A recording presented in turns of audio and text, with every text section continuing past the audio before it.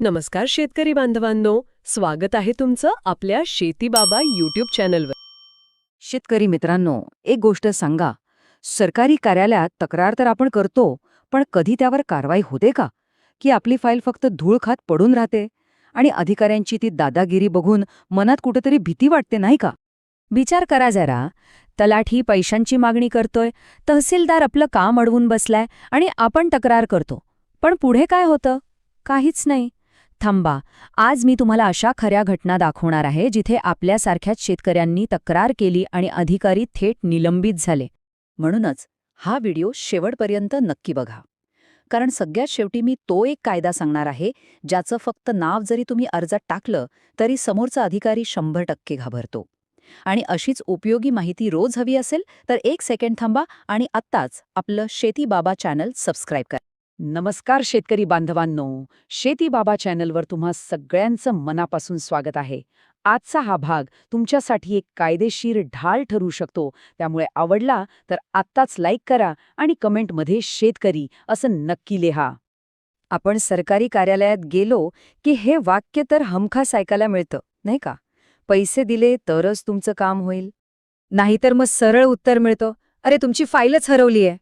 खरं सांगा, तुमच्यासोबत असं कधी झालंय का?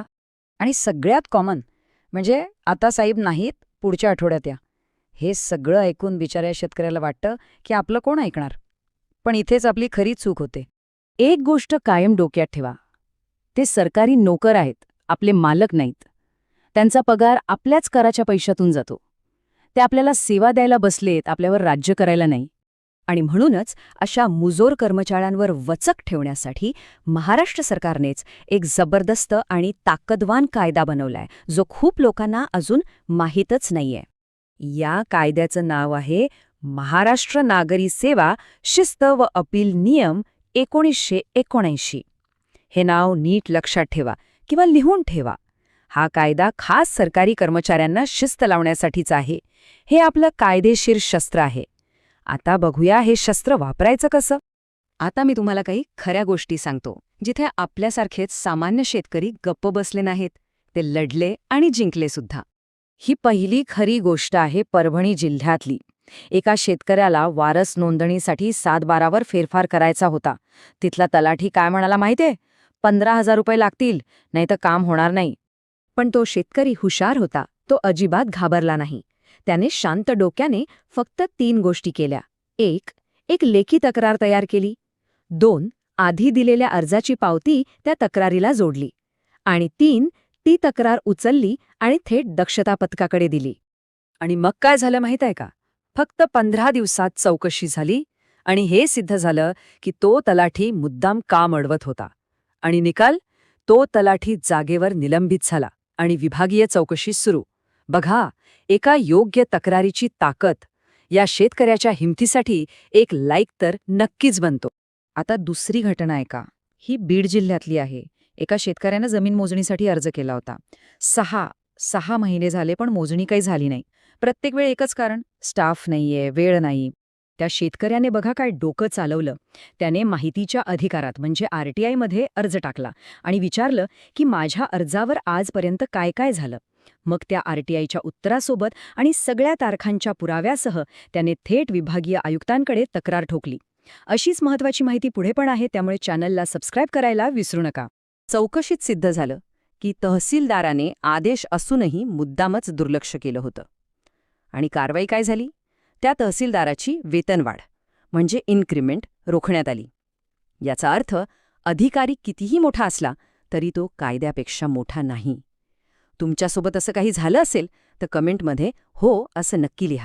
ही तिसरी गोष्ट तर आपल्यापैकी खूप जणांसोबत घडते. रजिस्ट्री ऑफिसमध्ये गेल्यावर सरळ सांगितलं जातं, एजंटकडून या, नाहीतर काम नाही होणार.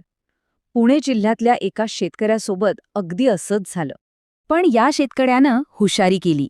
त्याने बोलण्याचा ऑडिओ पुरावा मोबाईलमध्ये रेकॉर्ड केला आणि थेट दक्षता पथकाला ती क्लिप ऐकवली. मग काय? दक्षता पथकाने अचानक कार्यालयावर छापा टाकला आणि सगळा प्रकार उघडकीस आणला. याची तात्काळ कारवाई झाली.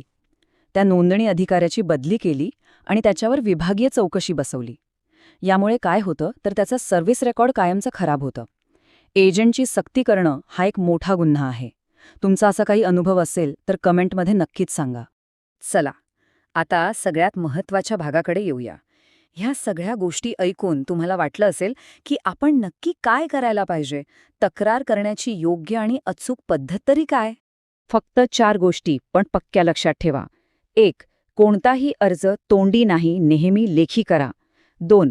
त्या अर्जाची पोचपावती किंवा स्टॅम्प मारलेले कॉपी नक्की घ्या. 3. अर्जावरची तारीख लक्षात ठेवा. आणि 4. तुमच्याकडे जे काही पुरावे असतील ते सगळे जपून ठेवा. ही तयारी सगळ्यात महत्त्वाची आहे. आणि आता ती सगळ्यात महत्त्वाची गोष्ट, ते एक वाक्य जे तुमच्या साध्या तक्रार अर्जाला एका कायदेशीर शस्त्रामध्ये बदलून टाकतं. तुम्ही जेव्हा लेखी तक्रार लिहिता तेव्हा त्या तक्रारीच्या शेवटी फक्त हे एक वाक्य जोडा. ही तक्रार महाराष्ट्र नागरी सेवा शिस्त व अपील नियम 1979 अन्वये तपासावी. बस. हे वाक्य लिहिताच संबंधित विभागावर त्या कायद्यानुसार चौकशी करणं बंधनकारक होतं. ते तुमच्या अर्जाकडे दुर्लक्ष करूच शकत नाहीत.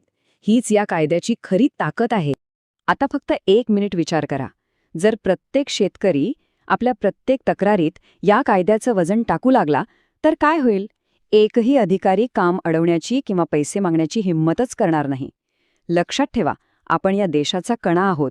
सरकारी कर्मचारी आपला सेवक आहे, मालक नाही. आणि 1979चा कायदा आपल्या बाजूने उभा आहे. ही महत्त्वाची माहिती प्रत्येक शेतकऱ्यापर्यंत पोहोचलीच पाहिजे. त्यामुळे या व्हिडिओला लाईक करा, कमेंट करा आणि तुमच्या ओळखीतल्या कमीत कमी एका शेतकरी मित्राला व्हॉट्सॲपवर नक्की शेअर करा. आणि हो, सगळ्यात महत्त्वाचं, मी पुढच्या व्हिडिओत तक्रार अर्जाचा रेडी फॉर्मॅट देणार आहे. त्यामुळे आत्ताच शेतीबाबा चॅनल सबस्क्राईब करा. आणि हो, हा व्हिडिओ आवडला असेल तर लाईक करायला विसरू नका. तुमच्या इतर शेतकरी मित्रांपर्यंत पोहोचवण्यासाठी शेअर करा. आणि अशाच नवनवीन शासकीय योजना, शेतीपूरक व्यवसायाच्या कल्पना आणि फायद्याची माहिती मिळवण्यासाठी आपल्या शेतीबाबा चॅनलला सबस्क्राईब नक्की करा. धन्यवाद.